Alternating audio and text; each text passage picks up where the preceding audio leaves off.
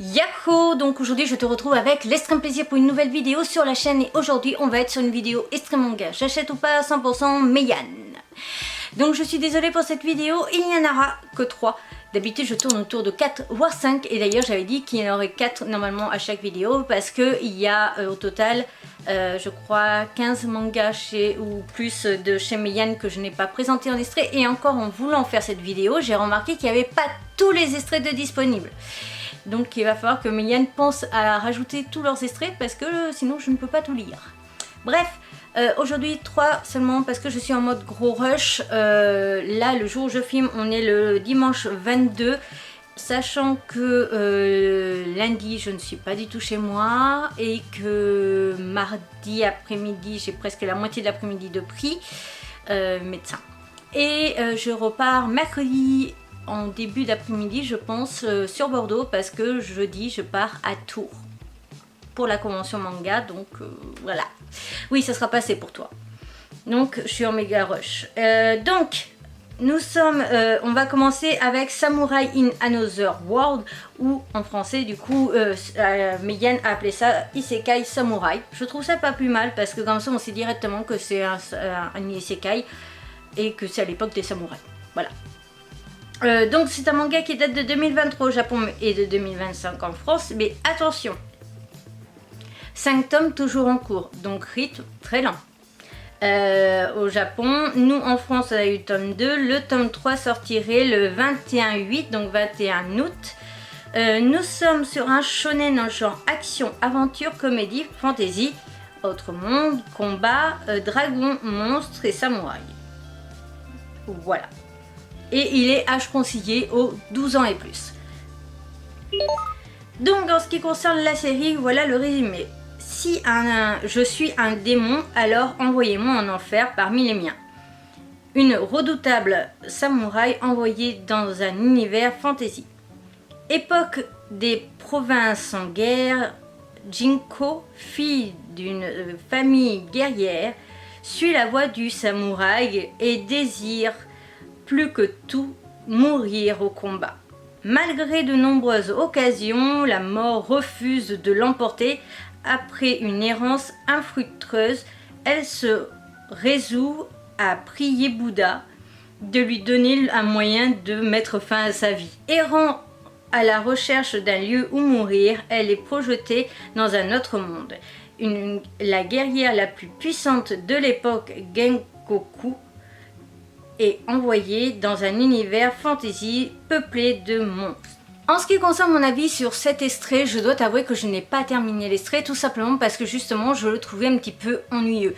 Je n'ai pas du tout accroché au personnage principal, je l'ai trouvé assez particulier je dirais et donc tout simplement ça ne l'a pas fait pour moi parce que je n'accrochais pas du tout à l'idée et du coup au personnage et vraiment les premières pages j'ai pas apprécié et pas passé de cap. Donc du coup, en ce qui concerne mon avis, ça n'ira pas plus loin que un extrait et je ne ferai donc pas la série. C'est tout.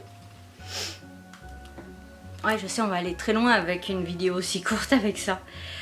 Ensuite, le manga avec un titre à rallonge que je ne vais pas prononcer. Donc, remarque, le titre en japonais n'est pas mieux. Mais Meian, il faudrait qu'il pense un jour à faire des titres un peu plus courts quand même, ou en français. Voilà, bref, nous sommes sur une série, il va falloir à un moment donné qu'ils arrêtent les séries à rallonge qui ont commencé il y a des années de ça, mais que ils ont un rythme très très lent, parce qu'en fait après tu es frustré je trouve au niveau de la lecture.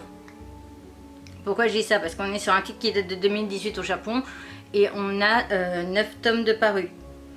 La série est toujours en cours, on a eu le tome 1 en 2024 et nous sommes avec 4 tomes. Le dernier tome est donc sorti janvier, février, mars, avril, en avril. Nous sommes sur un shonen dans le genre fantasy, romance, tranche de vie, autre monde et harem. Nous sommes donc sur un isekai. Au cas où, et le manga est âge conseillé aux 12 ans et plus. Pour ce qui est du résumé. Dans ce monde bienveillant, moi, je bénis ton arrivée. Keito Miyama, un étudiant tout ce qu'il y a de plus ordinaire, est soudain invoqué dans un autre monde alors que celui-ci est en paix. Oui, tu as bien lu, le monde est en paix. Enfin, tu as bien entendu plutôt, le monde est en paix.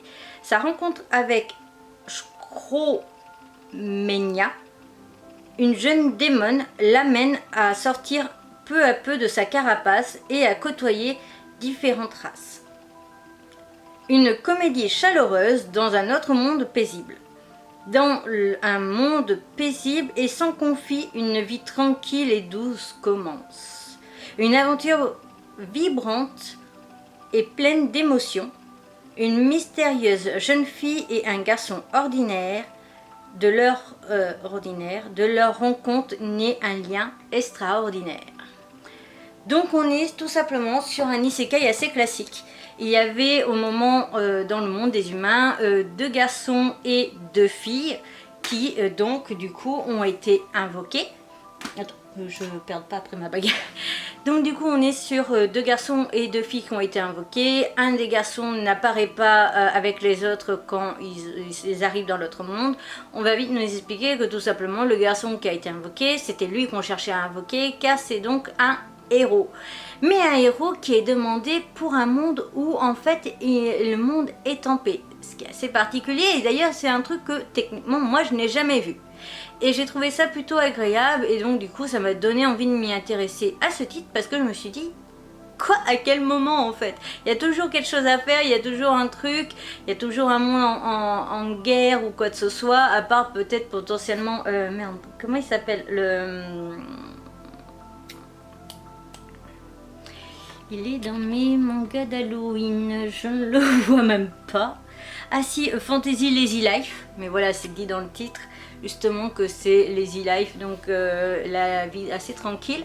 Et son seul but en fait dans la vie, le seul objectif pour lequel il a été invoqué, mais il a choisi, enfin il avait le choix de revenir dans son monde ou pas, c'était de se marier et donc juste d'être le mari d'une sorte de reine.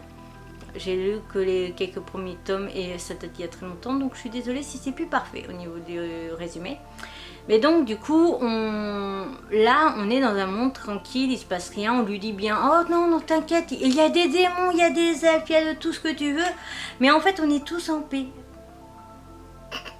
Voilà, donc c'est très particulier à lire au tout début, mais franchement j'adore l'idée, je valide le principe et je trouve ça super sympa de suivre justement un monde complètement en paix où tout le monde a l'air de se côtoyer et s'apprécier sans aucun souci, il n'y a pas de rabaissement de ah lui c'est un démon berk et quoi, non. Et c'est ça que j'ai su aimer. Mais par contre, je t'avoue que peut-être les explications ou je ne saurais pas trop te dire, je n'ai pas réussi à totalement m'intéresser quand même à ce titre. Après, je dois avouer que moi quand je vois Isekai, quand je comprends que c'est un Isekai, j'ai vite tendance à vite saturer parce que j'ai l'impression que, notamment Meian, mais pas que, on nous en sert, on nous en resserre, en veux-tu, en voilà et tout ça. Et moi personnellement, j'ai tendance à me lasser. Je ne suis pas le genre de personne qui va genre se contenter d'un seul thème. Genre tous les shoujo et je ne lis que des shoujo dans ma vie, ou alors oh, j'aime trop les isekai et donc je ne lis que du isekai, je m'ennuierai mais au possible. Donc du coup bah, j'ai déjà tellement lu de débuts d'isekai, accroché à des débuts d'isekai etc, que à part exception ça passe plus trop. Et voilà.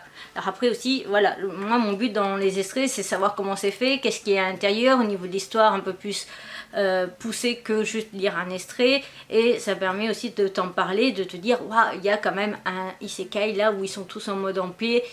Certes, il y a 3 personnes qui ont été invoquées pour rien, mais on leur dit, vous pouvez rester, on s'occupera de vous et tout, madame est riche, blablabla. Donc, pourquoi pas? Voilà, il faut aussi comprendre ça. Moi, je suis là pour vous donner un avis et aussi pour avoir le plus de connaissances possible. Donc, même si je vois Isekai, je vais quand même lire l'extrait parce que je veux cette connaissance, en fait. Donc, pour moi, ça ne l'a pas fait. Mais honnêtement, en vrai, je pense qu'il y aurait moins de Isekai disponibles ou il y aurait moins de mangas aussi à lire. il pourrait m'intéresser, il suffirait peut-être de me botter un petit peu les fesses et ça pourrait le faire.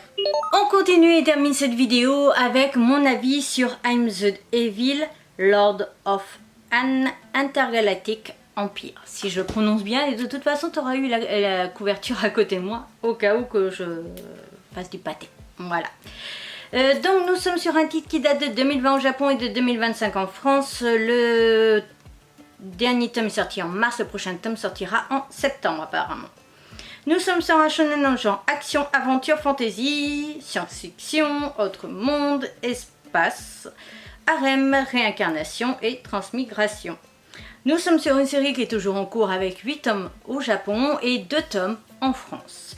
La série serait aussi âge conseillé aux 12 ans et plus. C'est bien, cette vidéo est totalement pour les 12+. En tout cas, si Notichon a raison. Parce qu'il y a une fois où j'avais vu qu'ils avaient fait une petite erreur. Bref, pour ce qui est du résumé, et si tout le monde adorait le méchant, réincarné dans l'empire intergalactique d'Algrand, au sein d'une famille du comte Liam Serra Banfield, désolé pour la prononciation, devient l'enfant du maître d'une planète de second rang.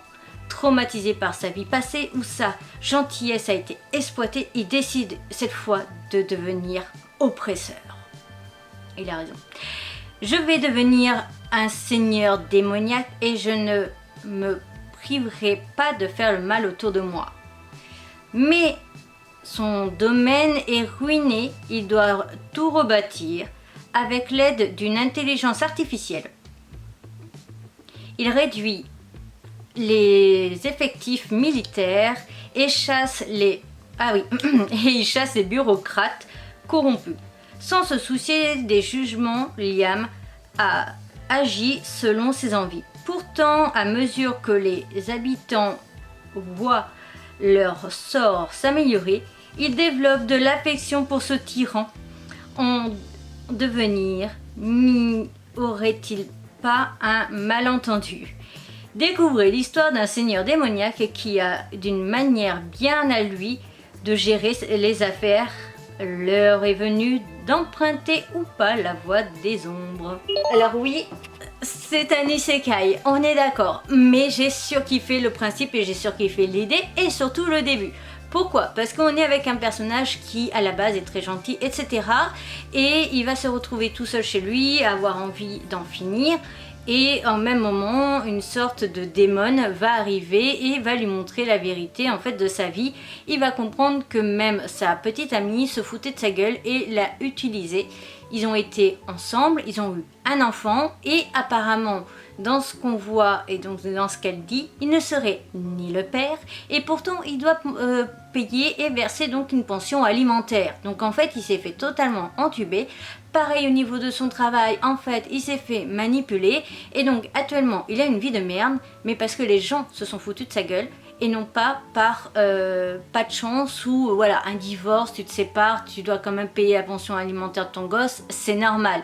Mais que de là à ce que madame soit en couple avec toi et eu un enfant avec toi et qu'au final en fait cet enfant n'est même pas de toi mais tu dois quand même payer la pension alimentaire parce qu'elle t'a fait croire que l'enfant était de toi alors que c'est pas du tout le cas et qu'en plus elle est déjà avec un autre, bah ça te fout un petit peu les boules. Voilà, et donc du coup t'as envie de tout péter, quand t'as été trop gentil t'as envie de tout péter et donc de renverser la situation et de devenir un petit démon.